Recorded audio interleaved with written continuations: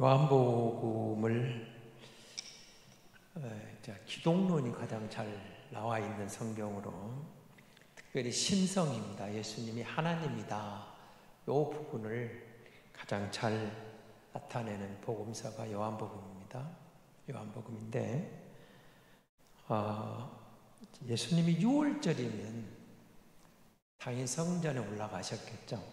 이스라엘은 6월절, 77절, 초막절에 성전에 올라갈 의무가 있습니다. 성년 남자들은 소위 3대 절기 그렇게 말하죠. 올라가 있는데 오늘 이 말씀을 가지고 주님의 구속이 필요한 영혼들 이렇게 설명을 하니까 좀 제목이 어려울 수도 있는데요.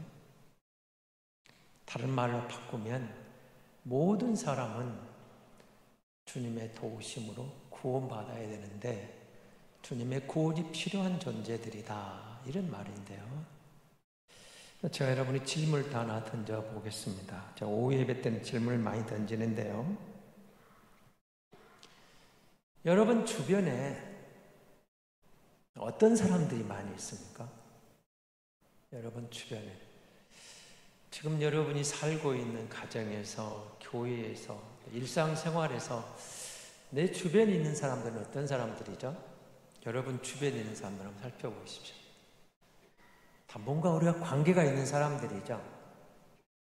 그렇죠? 관계가 있잖아요. 가족이든 교인이든 회사원이든 친구든 또 혹은 모든 일상생활 우리 사람과 관계 속에 살아가고 있습니다. 그렇죠? 그러면 여러분은 어떤 사람들을 사깁니까? 내가 사귀는 사람은 어떤 사람들입니까?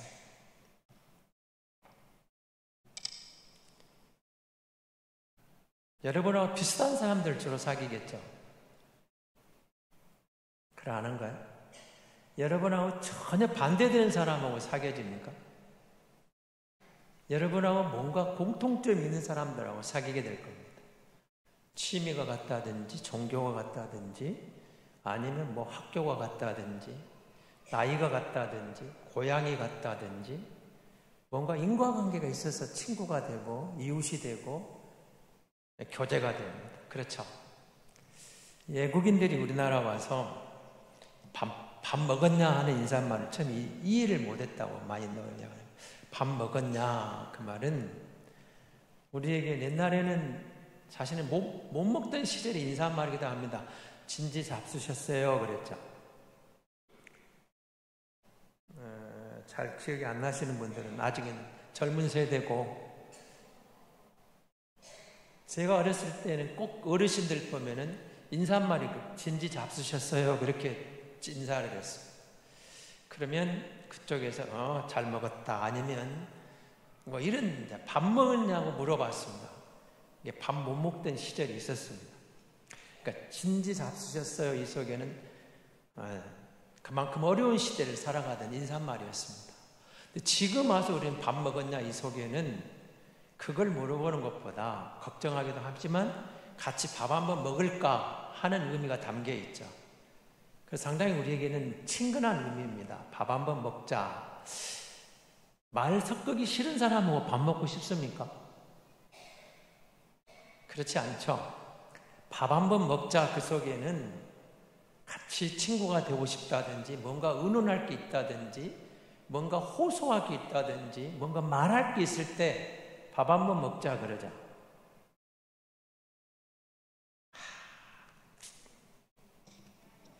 그렇게 하십시오. 그럼 우리 주님은 여러분 모습이 어떠셨을 것 같아요? 주님은 어떤 사람을 상대로 했을 것 같습니까? 그게 오늘 본문에 나타나거든요. 여러분 주님이 상대한 사람들은 누굴까요? 좋은 사람들이요? 나쁜 사람들이요? 여러분 이 본문 말씀을 보시면서 예수님이 다가간 사람들은 누구였을까? 예수님의 12제자를 보면 잘 드러납니다. 우린 12제자면 제일 나쁜 사람은 가룟 유다죠. 가룟 유다가 제일 나쁘죠. 유다 같은 놈 그러면 기분 좋죠. 기분 좋을 리가 없죠. 유다 같은 놈. 유다도 2명 있으니까 가룟 유다 같은 놈 그러면 굉장히 기분 나쁘시겠죠.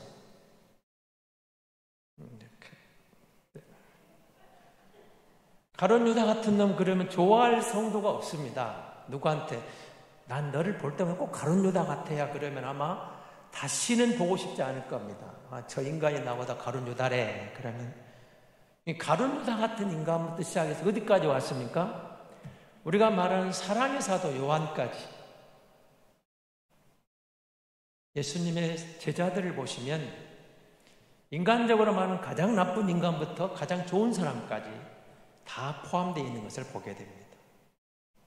다른 말로 하면 오늘 본문 24절 한번 보십시오. 예수는 그의 몸을 그들에게 의탁하지 아니하셨으니 이는 친히 모든 사람을 아시며 우리를 속까지 들여다보고 계시는 예수님, 그 말입니다. 우리는 사실은 상대방 마음으로 못 읽는 것이 상당히 좋은 줄 아셔야 됩니다.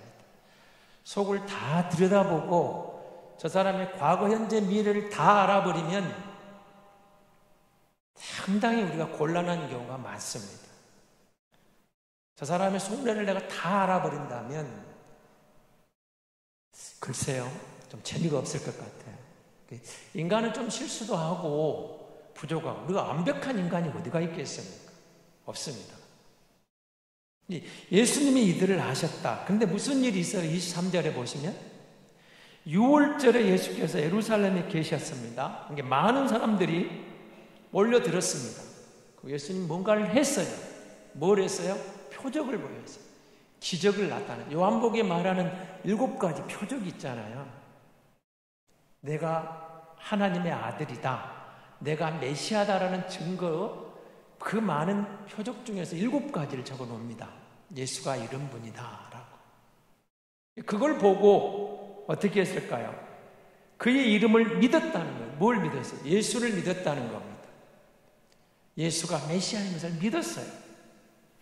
그런데 예수님은 그들을 의탁하지 않았다. 그들에게 자신을 맡기지 않았다. 그들을 의탁하지 않았다. 이 말을 바로 이어 나옵니다. 그러니까 이 말 속에는 사람을 아시고 2가지 이유가 있었습니다. 하나는 인간들을 아셨어요. 인간들을. 제가 이 자리에서 한두 번 말씀을 드렸어요. 사람은 절대 믿음의 대상이 아닙니다. 사람은 사랑의 대상입니다. 이 말을 드렸습니다. 기억나신가요? 사람은 믿음의 대상이 아니고 사랑의 대상입니다. 믿으면 한 번은 반드시 실망할 때가 오기 때문에 그럼 이상하죠. 우리가 믿고 살아야 되는데 그 말은 그 사람을 절대 신뢰하고 신처럼 그 사람이 나를 절대로 배신하지 않을 거라고 그렇게 절대 신뢰를 두지 말라 그 말은. 그리고 절대 신뢰를 두면 반드시 실망할 때가 오는 게 인간이라는 거죠. 예수님이 그걸 아신 거예요. 예수님은 사람을 사랑하셨지만 사람에게 대한 절대 신뢰를 두지 않았습니다. 인간을 아셨어요. 마지막 날에 예수님이 십자가에 달리기 직전에 가룟 유다만 그런 게 아니고 나머지 11명의 제자도 다 예수님을 떠납니다. 그런 순간이 있다는 걸 예수님이 아신 거죠. 인간은 믿음의 대상이 아닌 것을 주님은 이미 아셨어요. 인간을 믿으면 반드시 그것 때문에 상처 입을 때가 옵니다. 배신당할 때가 옵니다. 인간은 그렇게 불완전한 존재라는 거예요. 불완전한 존재예요. 그래서 예수님은 사랑스러운 사람과도 가까이 하고 자신을 해칠 사람과도 가까이 합니다. 그러면서 아신 게 있죠. 이 모든 사람들이 당신이 필요한 사람인 줄 알았어요. 좋은 사람에게도 예수님이 필요 없는 게 아니고 나쁜 사람에게도 예수님이 만나면 뭔가 변화될 수 있다는, 예수님을 만나면 좋은 사람 나쁜 사람 상관없이 새 사람을 살 수 있다는 것을 아신 거예요. 요겁니다. 그 다음에 그런 이야기를 해 가시면서 예수님이 이렇게 말하는 겁니다. 다시 말하면 우리는 흔히 그렇게 말을 하죠. 조금 기분 좋으면 좋은 사람 만나면 너무 좋죠. 좋은 사람 만나면 좋습니다. 여러분 좋은 사람 많이 만나시죠? 좋은 사람 만나시죠? 옆에 있는 사람 다 좋은 사람들 아니신가요? 좋은 사람 만나면 기분 좋죠. 좀 왠지 불편한 사람 만나면 기분이 안 좋죠. 예수님은 좋은 사람 때문에 너무 그 사람 칭찬하시지도 안 하고 나쁜 사람 때문에 그 사람 너무 혹평하지도 않으셨어요. 이게 굉장히 중요한 포인트거든요. 사람 때문에. 그래서 좋은 사람 만나면 너무 기분 좋고 좀 악한 사람 만나고 오면 우리 마음에 뭐가 있죠? 뭔가 좀 기분이 안 좋을 수 있는 그게 우리 본성이죠. 근데 예수님은 사람의 속이 있는 것을 아셨다는 거예요. 이 사람의 미래에 대해서도 이 사람의 마음에 대해서 베드로를 보고도 반드시 말하여 분명하게 말씀하시잖아요. 네가 나를 부인할 것이다. 베드로는 장담하죠. 그럴 리가 있습니까? 내가 죽으면 죽었지 예수님을 부인할 이유가 없다는 거예요. 근데 돌아서서 부인하잖아요. 실망할 수도 있지만 그 모습이 우리 모습입니다. 그 모습이 우리 모습입니다. 그 모습이 인간의 모습인 것을 주님이 아셨다는 거예요. 그러니까 여러분 사람에게 목사가 되고 사람 믿지 말라고 한다고 또 그렇게 말씀하지 마시고 믿어도 그냥 뭐라고 그러죠? 믿는 사람한테 뭘 속까지 다 내주지 마라. 다 뭐 떼주지 마라 그러죠? 믿고 서로 신뢰하고 사는 게 좋습니다. 좋은데 그 사람은 100% 그런 사람이라고 믿고 있으면 그 사람은 그런 사람 아니에요. 100% 그런 사람 없어요. 다시 말씀드립니다. 100% 믿을 만한 사람은 없어요. 없습니다. 여러분이 저를 100% 믿을 수 있을까요? 저도 100% 믿을 만한 사람이 못 됩니다. 제가 그런 생각을 해봤어요. 제가 배신하지 않겠다, 속이지 않겠다 했는데 제 아들이 2녀석이 있거든요. 만약에 그 녀석들이 핍박 고문하면서 너 그러면 네 아들 죽일 거야 그런다고 하면 제가 상당히 흔들릴까요? 안 흔들릴까요? 흔들릴 것 같아요. 네가 그걸 부인하면 네 아들이 죽어. 상당히 흔들릴 것 같아요. 제 생각이 그래요. 흔들렸을 것 같아요. 그런데 그 멋진 우리 믿음의 선진된 그 옛길을 걸어가신 그분들은 죽으면서도 그 길을 갑니다. 그리고 자식들에게 편지를 씁니다. 내가 죽더라도 설령 너희에게 불이익이 올지라도 이렇게 나갑니다. 우리는 그 믿음에서 떠나면 안 된다는 것을, 벗어나면 안 된다는 것을 그렇게 강조하거든요. 여러분, 우리가 정말로 주님이 나를 아신다는 이 사실을 기억했으면 좋겠어요. 그러니까 여러분, 주님 앞에 나가서는 사실 숨길 것도 없습니다. 그리고 주님은 모든 인간들이 당신이 필요한 줄 알아요. 주님이 필요 없는 인간이 아무도 없다는 걸 알아요. 그래서 선한 사람이든 악한 사람이든 주님은 잠재적으로 다 하나님의 자녀로 보신 거예요. 믿으면 하나님의 자녀가 되니까 믿을 수 있는 가능성을 선한 사람에게도 보고 악한 사람에게도 본 거예요. 모든 사람이 나를 필요로 하고 모든 사람이 나로 말미암아 바꿀 수 있다는 것을 아신 거예요. 참, 두 번째 원인이 25절에 등장합니다. 또 사람에 대하여 누구의 증언도 받으실 필요가 없었으니, 다시 말하면 예수님은 예수님 자체로 완벽합니다. 그러니까 우리가 막 증거해주고 더 많은 사람이 몰려들어서 예수님이 인정받고 완전해지는 게 아니고 예수님은 예수님 자체로 완전하신 분입니다. 우리가 증언해주고 우리가 많이 믿기 때문에 예수님이 완전해진 게 아니고 예수님 자체로 완전하신 분. 사실은 우리가 뭘 플러스 해줄 게 없는 분, 하나님이시니까요. 그분은 우리의 도움이 사실은 필요 없습니다. 그가 우리를 통해서 일하시는 것은 가능하지만 하나님이 우리의 도움을 받아서 하나님이 하나님 되심으로 완전해지는 첨가할 게 없는 분이라는 사실. 그래서 여러분, 우리가 주님께서 우리를 보실 때 많은 비유가 있습니다만은 잃은 양 비유가 등장합니다. 잃은 양 비유를 이렇게 말씀하셨죠. 잃은 양 그 속에는 99마리가 있고 한 마리가 길을 잃었어요. 그러면 사람을 예수님 어떻게 본 거예요? 길을 잃고 있는 인간으로 본 겁니다. 잃은 양 비유를 통해서 모든 사람은 길을 잃고 있다, 이렇게 보신 거죠. 저와 여러분이 길을 잃어버린 사람들입니다. 그런데 예수 그리스도 안에서 새 길을 찾은 사람들입니다. 우리가 길을 찾은 사람이 되었다는 것이죠. 그래서 여러분, 누가복음 19장 10절에 예수님이 뭐라고 그랬죠? 이렇게 말씀하십니다. 인자가 온 것은, 예수님 오신 목적을 이렇게 설명합니다. 잃어버린 자를 찾아 구원하려 함이니라. 길을 잃고 있는 잃은 자라는 것입니다. 그러니까 구원을 예수님은 이렇게 설명하신 겁니다.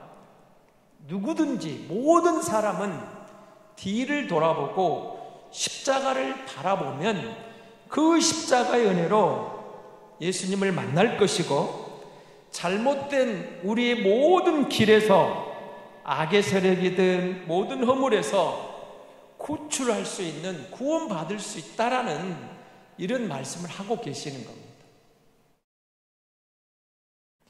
누구든지 십자가를 향하여 돌아설 수 있다. 그러니까 선한 사람만 돌아서는 게 아니고 악한 사람도 돌아서면 된다는 겁니다. 돌이키면 된다는 겁니다. 제가 언젠가 책을 하나 읽을 때 읽었는데요. 사형수 여러분, 김대두를 혹시 기억하십니까? 유명한 사형수였죠. 사람을 그냥 그 사람이 많이 죽였습니다. 막 청바지 하나 뺏겨서 죽이고 하여간 많은 사람을 죽였는데요. 그가 감옥에 들어가서 사형선고를 벌였어요. 형장의 사형수로 죽어갑니다. 근데 그가 죽기 전에 예수를 만납니다. 예수를 만나서 어떤 일이 벌어졌을까요? 주변의 죄인들에게, 그 죄수들에게 복음을 전합니다. 복음을. 정말 많은 사람들이 그 사람 때문에 회개하고 예수교로 돌아왔다고 그럽니다. 그리고 사형장으로 끌려가면서 찬송가를 부르면서 마지막 할 말이 뭐냐고 물으면 찬송가 하나만 부르게 해달라고 했어요. 그리고 그 찬송가를 부르고 죽음을 맞게 됩니다. 그럼 여러분 생각해 보십시오. 세상 모든 사람들은 사형수라고 손가락질 했는데 그가 예수를 만나니까, 돌아서니까 전혀 다른 사람이 됐습니다. 그리고 많은 사람을 구원하는 도구가 되었습니다.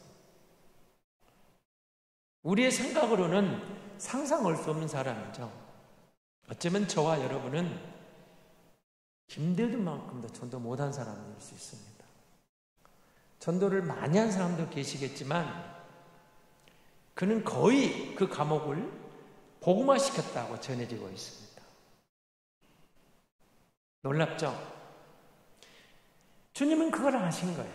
자체로는 완전하지 않지만 누구든지 내가 필요하고 나를 만나면 구원받을 수 있다.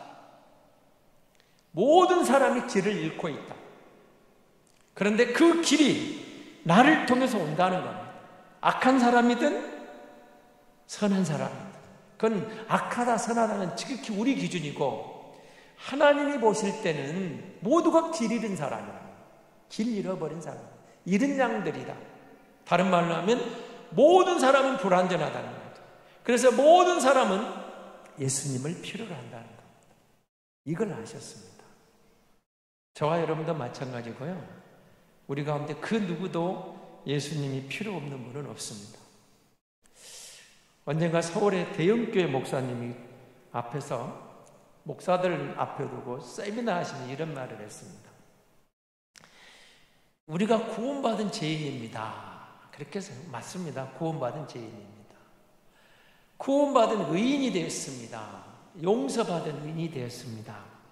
그러면서 그분이 이렇게 말했습니다. 저는 성도들이 내 속을 모르는 것이 참 좋습니다. 알면 큰일 났을 겁니다. 그랬습니다. 내 과거를 생각하고 내 속사람을 생각하면 하나님 앞에 정말 부끄러운 게 많습니다. 어쩌면 내 속마음을 성도들이 다 알아버린다면 나한테 설교를 듣고 있을 사람이 한 명도 없을지도 모릅니다.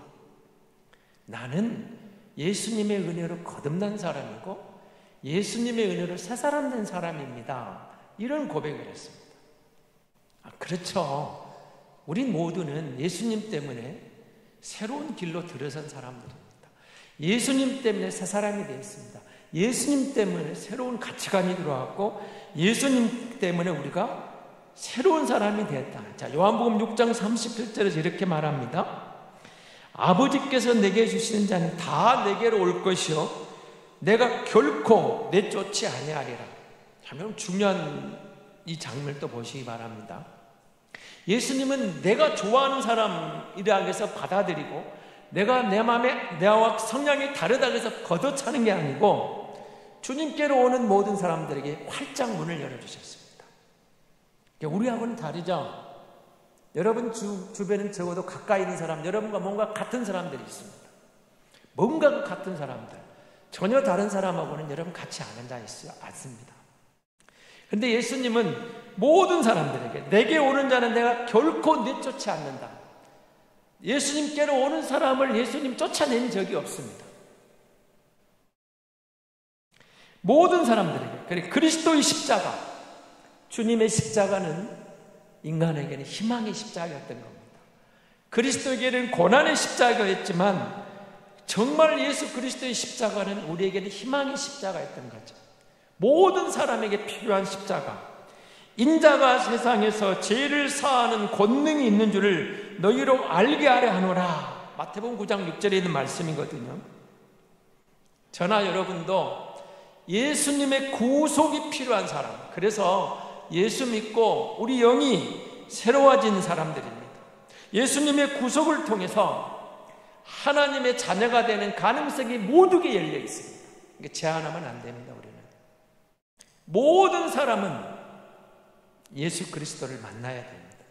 그래야 진짜 새로운 인생이 가능합니다. 그리고 어떤 악인도 우리가 손절할 수 있는 그런 사람도 예수님 때문에 새 사람이 될 수 있다는 사실을 놓치면 안 됩니다. 성경은 그 진리를 우리에게 전해주려고 예수님을 보내주신 겁니다. 우리를 아셨어요. 나를 아세요. 여러분을 아세요. 모든 인간이 희망이 없다는 것을 아신 거예요. 그 안에서 착한 사람, 나쁜 사람이 있어요. 좀 상식적으로 이해 안 되는 사람들도 많죠. 있습니다. 있지만 그래도 우리는 다 50보 100보입니다. 예수님을 떠난 인간은 다 죄인입니다. 다 희망이 없습니다. 모든 사람이 예수님이 필요합니다. 그래서 예수님의 십자가를 봐야 됩니다. 저지난주 제가 흔들리는 믿음 이야기를 좀 했는데요. 예수님은 우리를 아시고 그 온전하신 예수님은 흔들림 없는 삶을 이 땅에 살다 가셨습니다. 흔들림이 없었던 인생은 예수님 빼고는 아무도 없습니다. 그래서 우리가 흔들릴 때 흔들리지 않을 수 있는 길을 주신 거예요. 예수께로 가면은 됩니다. 정말 우리가 그리스도 안에서 그럼 흔들리지 않는 삶이 뭘까요? 흔들리지 않는 삶이란 주 안에서 참된 자유를 얻은 사람들이 예수님 안에 거하면서 사는 겁니다. 주님이 요한복음 15장에 그렇게 말씀하시죠. 너희가 내 안에, 내가 너희 안에. 포도나무 비유를 들으시면서도 그 이야기를 합니다. 그러니까 여러분, 예배당에서 예배 드리고 나가시면서 예수님 안녕하지 마시고 예수님이 내 안에, 내가 예수 안에 신비로운 연합이 이루어졌다는 사실을 꼭 기억하셔야 됩니다.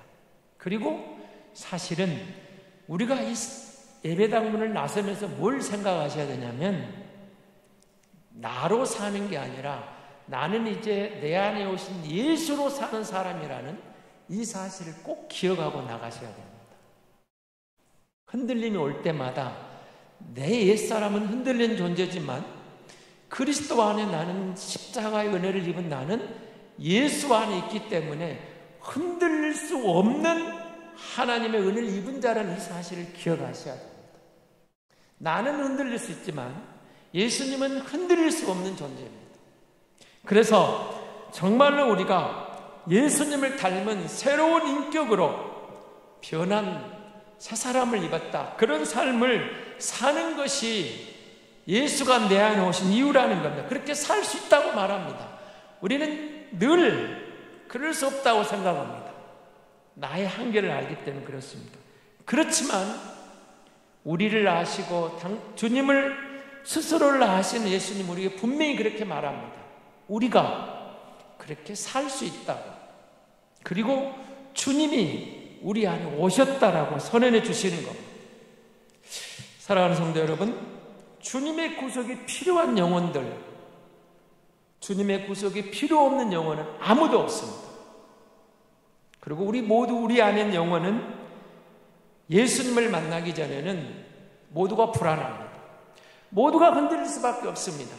근데 흔들림이 없는 완전하신 예수가 오셔서 그 십자가를 통해서 우리를 대속해 주셨습니다. 그리고 그리스도가 내 안에 들어서는 놀라운 은혜를 허락해 주신 겁니다. 여러분 생각해 보세요. 내 안에 예수님이 계시다. 이것을 항상 여러분이 생각해 보시면 그럼 내 안에 오신 예수님은 뭐하러 오셨을까요? 나를 통해서 주님이 살려고 오신 겁니다. 주님이 우리를 안에 오셔서 우리를 통해 사시려고 오신 거라니까요. 내가 주님을 이용해서 사는 게 아니고 주님이 내 안에 오셔서 나를 통해서 주님이 살려고 내 안에 오셨다. 내가 너희 안에, 너희가 내 안에 있다는 여러분 놀라운 신비로운 연합을 그렇게 선언하고 계시는 겁니다. 그러니까 우리가 흔들릴 때마다 흔들림 없는 예수께 나를 맡기는 겁니다. 내가 그리스도 안에 있다. 내가 그리스도 안에 있다. 그하고 그렇게 그리스도로 사는 길이 우리가 흔들림 없이 믿음으로 승리하는 길이라고 말하는 겁니다. 우리의 과거, 현재, 미래가 주님 안에 있습니다. 주님이 우리를 아십니다. 그래서 그분은 주님은 우리에게 당신을 의탁하지는 않아요. 맡기질 않습니다. 우리를 알고 계시니까 베드로도 요한도 그 누구도 주님이 어떤 앞날에 저들이 뭘 할 것을 알고 계셨기에 주님 자신을 그들에게 의탁하지 않았습니다. 의탁한 적이 없습니다. 우리에게도 주님이 자신을 의탁하지는 않습니다. 그러나 분명한 것은 우리를 통해서 주님이 뭔가 하시겠다고 우리에게 들어오신 겁니다. 그리고 우리의 영혼을 새롭게 하셔서 어떤 절망 속에서도 흔들릴 때에도 십자가의 은혜로 우리를 회복하시는 은혜를 입혀주시는 겁니다. 십자가의 은혜, 우리가 그 은혜로 구원받은 성도입니다. 구속을 입었습니다. 잃은 양이 길을 찾았고 죄인이 용서받아 하나님의 구속의 은혜로 의인이 되었다는 이 기독교 진리는 세상 모든 것을 주고도 바꿀 수 없는 진리 중의 진리입니다. 우리가 하나님의 자녀가 되었습니다. 이제 우리는 이 자녀된 권세를 누리시는데 그냥 세상은 유유상종을 말하지만 예수님은 모든 사람들에게 복음이 전달되고 모든 사람들에게 내가 필요하다고 우리에게 말씀하시는 거죠. 그래서 예수로 사는 사람은 가리면 안 되는 것이죠. 누구든지 내가 좀 마음에 안 들어도, 내가 좀 가까이 하기 싫어도, 용서할 수 없어도 용서하고 다가가야 될 이유는 내가 사는 게 아니라 그리스도께서 나를 통해 사시기 때문입니다. 옛사람을 생각하면 절대 불가능합니다. 안 되는 상황입니다. 그러나 주님께서 나를 대속하셨다는 일, 입을 걸 생각하면 주님이 하시면 다 된다고 말합니다. 나는 안 되지만 주님은 할 수 있다라고 말씀하고 계시는 겁니다. 내 안에 오신 주님과 함께 주님의 구속을 누리며 살 때 내가 아닌 그리스도께서 나를 통해 하시는 하나님의 영광을 우리도 경험하고 우리도 하나님의 기쁨이 되는 열매를 맺게 될 줄로 믿습니다.